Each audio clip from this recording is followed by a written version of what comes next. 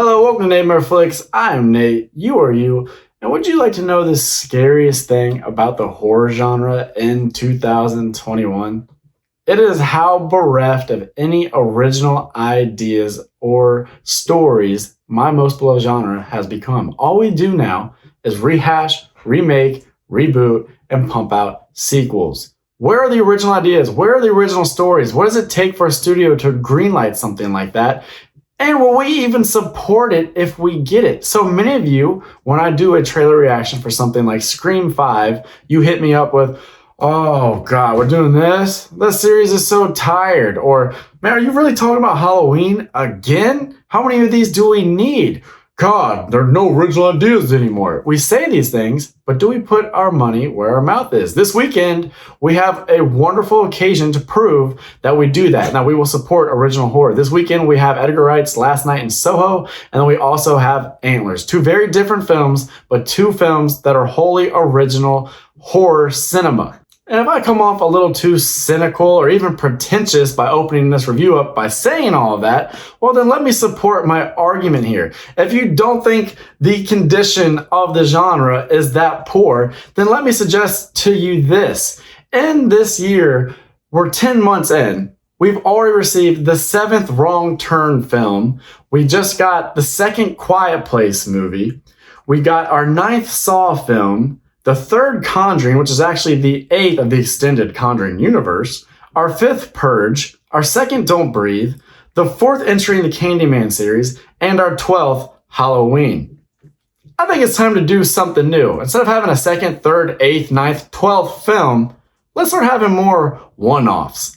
I think that's maybe the biggest dare any studio or director can take at this point in time. To do a wholly original story that ties itself up with a nice little bow by its conclusion and has no desire to set up any sort of saga or extended series, that it wants to get itself across in one fell swoop and then send you home on your way so you can talk about it with friends and you can forever remember that one film. And that doesn't need to bog itself down with extended lore and all sorts of watered down sequels. So let's get more of that. Thank you, Edgar Wright, for delivering something new, something fresh, something unlike anything I have seen in I don't know how long. All right, I'm going to hop off my soapbox now. Let's review Last Night in Soho. The film centers on a young protagonist by the name of Eloise. She aspires to be a world-renowned fashion designer, but before she can do that, she needs to attend her first semester at university in London.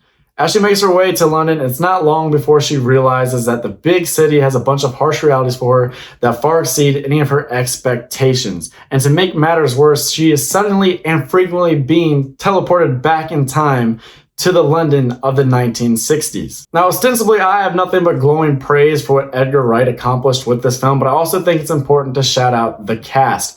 Thomasin Mackenzie is sublime as Eloise. She gets your buy-in and your investment. You definitely root for this girl, and she is so sympathetic, and the character herself has a wonderful arc and is supremely dynamic. And then much has been made about the inclusion of Anya-Taylor because her star is just really taking off, and she seems to be maybe one of the key actresses of our time.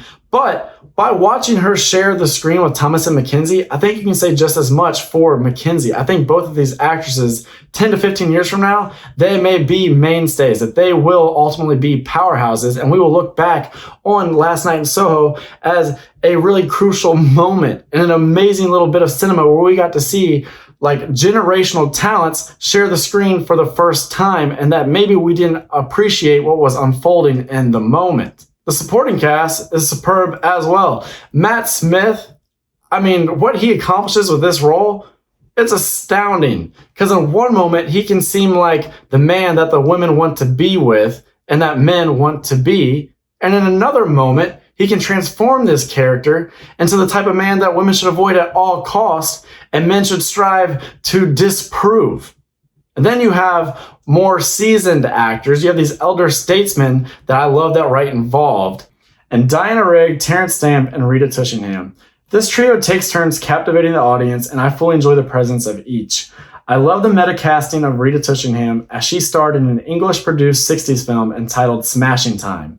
The film satirized the pop cultural scene of the era and depicted a young singer who quickly learns the hard realities of the city and the cost of fame. These things marry perfectly with the sentiments of Last Night in Soho. And speaking of those sentiments, this film is just thematically decadent. It has a whole lot of predominant ideas that are very obvious but executed extremely well. But if you're willing to go a little bit deeper, I think there's a lot of other more fine ideas that are also executed well and I think really merit rewatching the film. One, for all the amazing visuals and the things that are hidden in the background that tie into the remainder of the story, but also those nice little morals and those little bits of theme that I think you could do all sorts of think pieces and write about. There's so much to explore with this film, and I love it for that. I don't know how to surmise the delight I felt watching Last Night in Soho. The blending of genres is as seamless as the blending of eras. And Wright executes on everything he sets out to. The manner in which he displays these bygone days of old is phenomenal, whether it be the ritzy, posh, glamorized version of things or the more cold, biting, nightmarish versions of the same setting. The film is a grandiose display of sight and sound. The soundtrack will get you smiling and moving. The cinematography dares you to ponder, how did they even do this? Set pieces, costumes, characterizations, themes, choreography, book-ended shots, sleek, ingenious editing. Last Night in Soho has it all. I truly consider it a marvel. Some movies you just watch, and then that's it. Other movies you experience.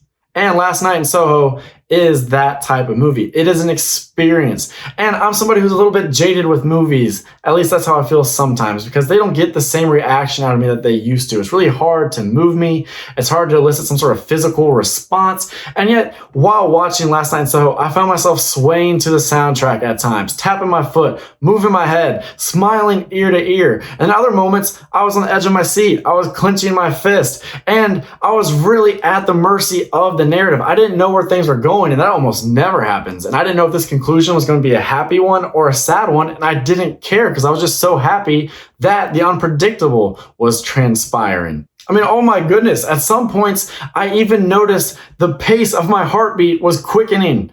That does not happen anymore. I can't recall the last time that happened. So I can't guarantee that you will love this film as much as I do, but something about it just simply works. I think it's an ambitious, inspired film, and I think Wright truly does succeed in almost everything he sets out to do. I've seen other reviews online where they talk about a bunch of loose threads and that it's a little scatterbrained and this, that, and that just was not my experience with this movie. I felt like everything came together, and yes, there are a bunch of different ideas and there are all these other little pieces of fabric hanging there, but by the end of things, I think they've all been neatly tied together in a nice cohesive little knot to where it will not come undone. And like I said, I think every time you revisit it, you will actually get more from it. So what I'm saying here is, if you enjoy film as a visual medium, then you owe it to yourself to go check this out. If you enjoy a wonderful soundtrack, you enjoy going back in time, you just love an ambitious, new, fresh idea, and you're tired of the same old drivel and the same old thing you've seen 1,000 times. You want something that you may not know where it's going, and you don't know if it's going to work for you. You just want something that's going to take a goddamn dare. Then maybe you dare yourself to go watch Last Night in Soho. So there you have it. Those are my feelings on it. I would give the movie a damn A. I was over the moon with this. I had a great time. Hopefully, if you go check it out, you will too. But other than that, I just ask that you like, comment, and subscribe if you've watched this far. Hopefully, if you're still watching, that means you did enjoy something about this review. And other than that, you have a fantastic day. I'm Nate for Nate Flicks, and that's a wrap.